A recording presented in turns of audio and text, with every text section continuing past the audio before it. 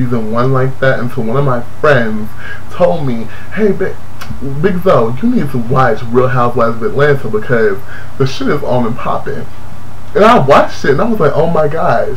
Like, seriously? While I was sitting there paying attention to Bad Girls Club and shit, dumbass Bad Girls Club, I could have been watching Real Housewives of Atlanta. Well, I think the Real Housewives of Atlanta season 1 was before Bad Girls Club season 3, so I don't know. Whatever, I'm just saying, you know. And what they say is true. What they say is the thing. I guess the old motherfucking thing is true. You can take the bitch out the ghetto, but you surely can, sure as fuck, cannot take the ghetto out of the bitch. You can't. You can't. I'm telling you, it's just all. Let's just go ahead and get into it. Let's go ahead and do it. So season 2 starts, and now we have, and the only way I can talk about it is to talk about each housewife. And now we have a new housewife named Candy because Deshawn wasn't there because, let's keep it real, she just wasn't bringing it. She was kind of boring last season. She was like boring as fuck. It's like one of those situations where you're like, why the fuck is she here? Other than the appetizer she can't cook and her kids run her. And her man is an NBA player and probably screws around on her all motherfucking day. She was nice as fuck, don't get me wrong. But she had no purpose. So, bye booch. Bye bitch. You get the boots. You get the boots. So, bye booch. Bitch, get the boot. That's what it is. Booch. So, basically, we have this new woman named Candy that's there. But let's not get into her first. Let's talk about Sheree for a second. No, let's talk about Candy first. First of all, we talk about Candy, and she's a recording artist that was with Escape, and now she's a Grammy Award-winning songwriter, and I do believe her. She has wonderful credentials. I don't understand why she's a fucking housewife, because she's just a successful person in Atlanta.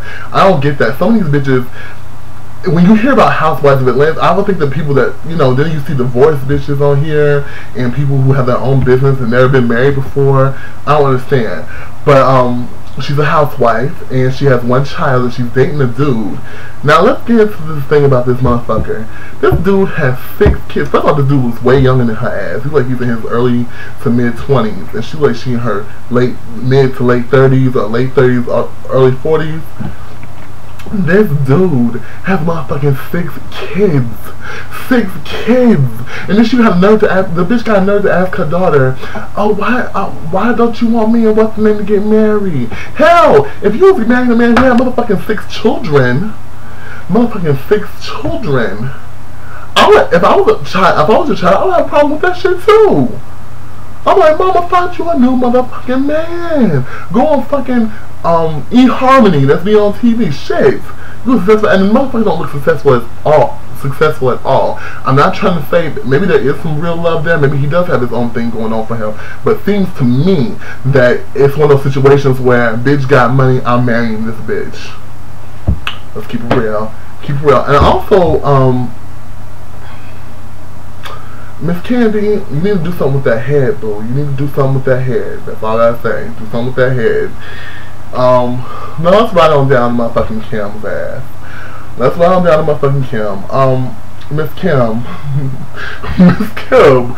I will give her props though. Her wig this season was way better than her wig last season. But it almost like the same damn wig, but it was styled differently, which is a little tacky to me. But whatever. And why isn't that? Let me stop, because I was just thinking, why the fuck does her wig look like if you just blew on it, the shit comes flying off? Her wig is just sitting there, like, you know, I see people with wigs, and you can never, like, Wendy Williams wear wigs, you know it's a wig, she always says it, but when you say Wendy Williams wig, you don't know that shit, until she actually pulls that shit down, and it's like, well, everything Wendy Williams is fake, but, you know what I'm saying, when Kim's ass is like a motherfucking wig, like, she had to actually hold her motherfucking hair to keep it from coming off, it's just sitting on there, like the hat for Neo's oblong shaped head. You know, Neo got that cone-shaped head and he has that hat sitting there. So maybe there's something weird shaped about her head and her wig is just sitting on it. It's like, just sitting there. I don't know. But the shit looks hacky. It looked dumb. And why was this bitch... First of all, her and Big Papa broke up. And it seems to me that was her breadwinner or whatever. He was the one giving her all this damn money. He bought her $100,000 in fucking Cadillac Escalade last season, all that shit. And now she's talking, oh, I want to get into the wig business. But sat there in class talking about I was wondering when my motherfucking next meal was gonna come, bitch. You need to be taking classes on how to make your motherfucking wig look better, because the shit looks tacky as fuck. The shit still does look tacky. It looks better. It looks more styled, but why the fuck does it look like it's just sitting on your damn head? Like, why the fuck does it look like a piece on your head? When people look at you, they're gonna look at that and be like, damn, if I pluck that shit, it's just gonna fly right off.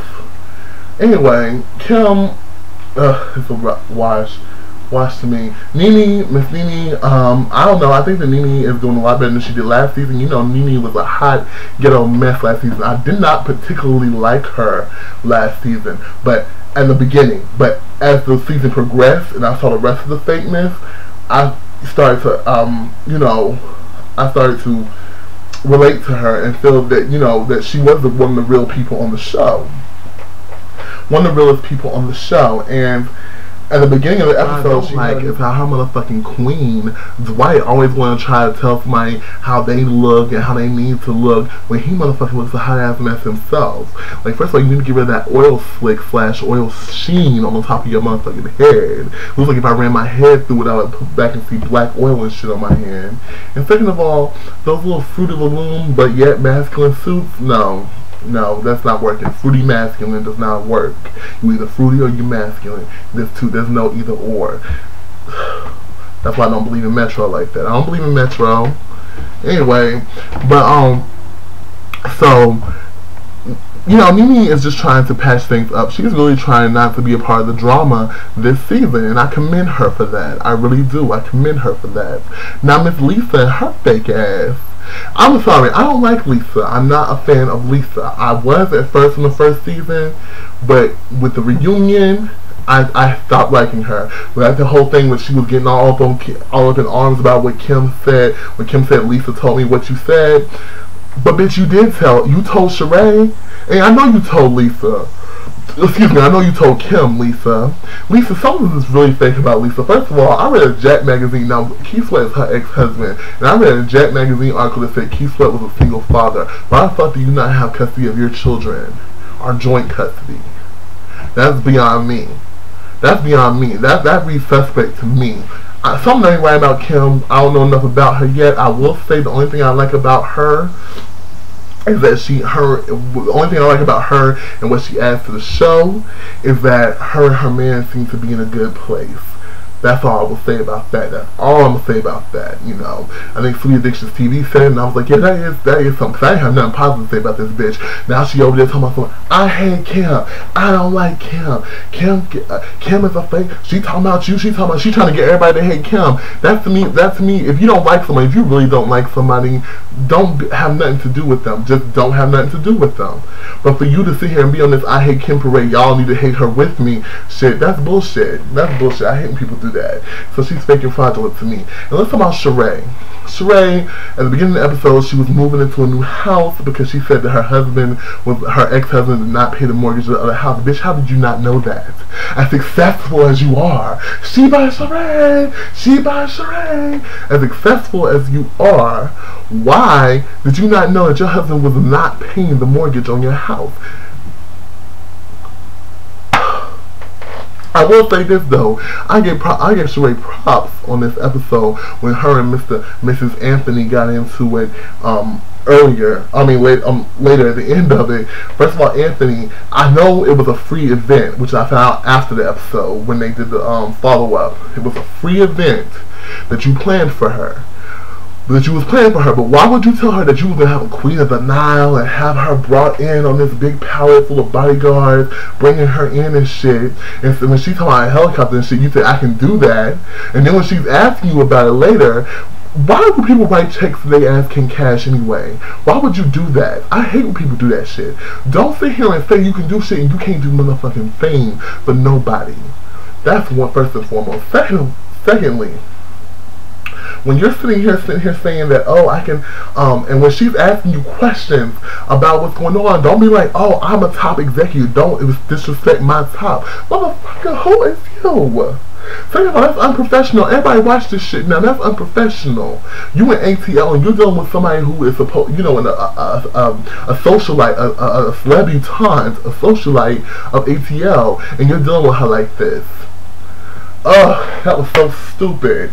That was so stupid. And then he comes there and be like, I'm gonna slap you, fuck out of you, bitch. I'm gonna slap the fucking, you know. And I give love to Sheree because Sheree got bucked with him right back, and I did not expect that from her.